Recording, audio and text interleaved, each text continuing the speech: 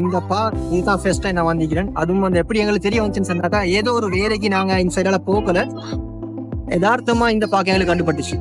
So நாங்கள் நினைச்சோம் சரி ஓகே நெக்ஸ்ட் வீக் இந்த பார்க்கு வந்து இந்த பார்க்க ரிவ்யூ பண்ணுவோம்னு சொல்லிட்டு நான் இந்த வீடியோ எடுத்து போட்டதுக்கான காரணம் என்னன்னு சொன்னாக்கா, இந்த வீடியோ பார்க்குறாங்க பஹ்ரைன்ல இருந்து இந்த வீடியோ பார்க்குறாங்களுக்கு இந்த வீடியோ வந்து ஒரு யூஸ்ஃபுல்லாக இருக்கும். ஓகே, இந்த வீடியோ பார்த்துட்டு அவங்களுக்கும் தெரியாதவங்களுக்கு இங்கே வந்து என்ஜாய் பண்ணலாம்.